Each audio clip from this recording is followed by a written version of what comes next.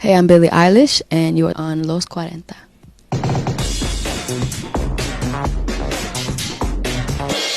Welcome to Mexico, first of all. What a show it was last night. Oh, you were there? Yeah. Fire. And I actually wanted to ask you, how do you feel after a night like that? I mean, it's just been hours since you were in that stage. I know. It was crazy. It was really fun. I mean, I've also never been to Mexico City in my life, or Mexico at all. So I'm like, it's such a pleasure to be here. Everybody's been so nice. The crowd was not even looking at their phones, which is so rare everywhere.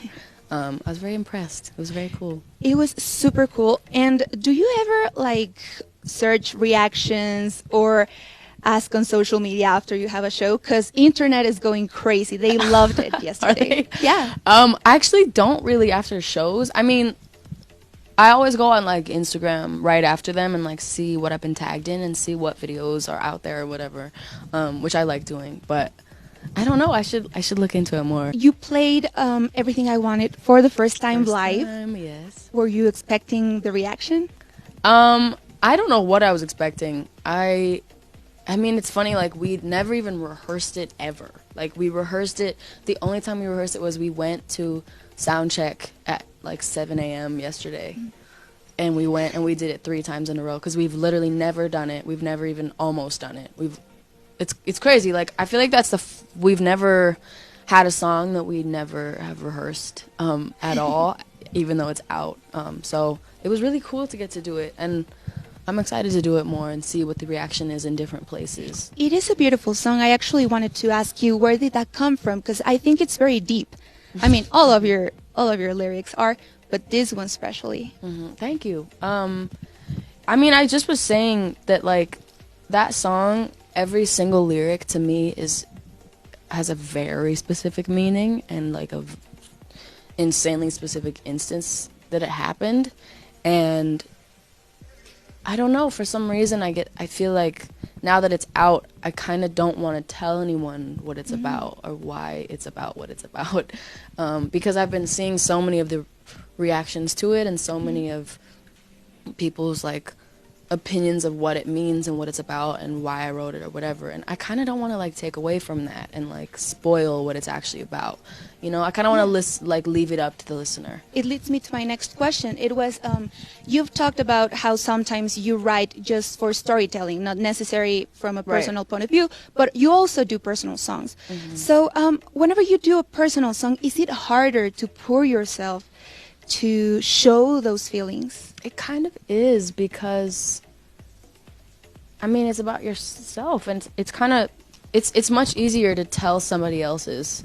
I don't know if you've ever had this experience where somebody tells you a story and it's somehow way easier to tell somebody else that story that someone else told you than tell how you feel. Right. Because I feel like we all have this kind of mask all the time where I feel like we never really know how we feel about things. And that sounds ridiculous, but I sometimes feel like I explained something and then I'm like, wait, I just explained how I felt about that and it's totally not how I felt. And I think it's because our brains decide what we feel, even if it's not really what we feel. It might be what we wish we felt. And so it is hard. It's really hard to dive into your brain and be what am I actually feeling? Right. What's the actual feeling? And sometimes you realize things about yourself you didn't even know, And that's why, writing with my brother is so important to me, because we kind of show each other what we're feeling that we don't even realize we're feeling. And it makes it so much, more open, I love that. And I actually like that you mentioned that, because I wanted to ask, how much is the Billie Eilish we see on stage a mask of the really Billie? Genuinely, it's totally me. I mean, I feel like people that know me would agree with that. It's pretty much who I am. I think the only difference is probably the way I talk. I have kind of a voice, a different voice, which I notice, but everyone does. My brother has his own interview voice, and I'm like, what the hell is that? That's not your voice. We all do. We all do. And so And it's also like what you want to be heard as. So I'm not like mad about it. It's just like funny that I have these different voices. I'm really happy to see you enjoying this more. I was watching a lot of interviews yesterday, and I can see a change of maybe how you felt. Can you pinpoint what it was that made you change your mind, maybe about fame or about what you were living? Yeah. I mean, God, there was like a million things. In the last year especially, there have been so many things that have just, I think, just helped switch the way I've been perceiving everything. And I don't know, I think a lot of them are really personal things that I don't have to go into, and a lot of them are just like, I'm getting older also, and everything has been kind of it's been feeling like it's all worth it, which I felt like for a while it wasn't, and now I feel like it is, and now I feel like it pays off. And you know, I don't know, there's a lot of things, and also some things just change, and you gotta, that's the thing about like everything, is like things go away, like things fade, feelings change, and you know, if you're just patient with it, it's like it will eventually change. And it is completely worth it. You're going in your first world tour, arena tour. How are you feeling about that? I'm so excited. I am so excited. I've never gone on an arena tour. I've done a couple arenas, and they're amazing and they're so much fun. But I've never like gone on a tour. And I mean, I've been on a bunch of tours, but never arenas. So it's new. And you want it to be green as possible. And I wanted to know, where does that come from? Do you feel like you have to give back to the environment? Do you feel like you can do more in the position you are? What is it behind that decision? It's a lot of things. I think one is just that when you have a platform, like I think just because I grew up without a platform, and I always would be like, I wish the people with platforms would advocate for this kind of thing or this kind of thing. And I'm like, now in a position, I realized a couple months ago, I was like, oh my God, I'm in that position.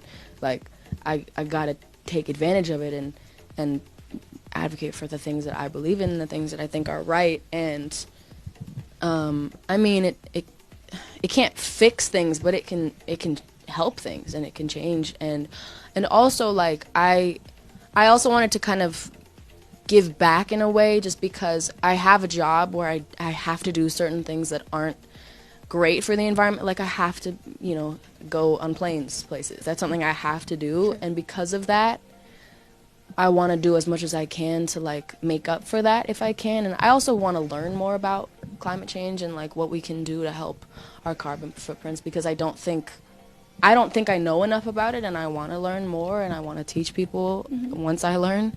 And that's like kind of what I've been doing. And, yeah. I think it's really great. I think it's brave also to Thank you. To be willing to learn. Totally. Yeah.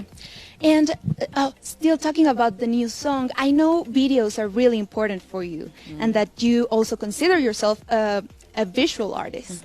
So what's in store for the video for that song? We are working on it.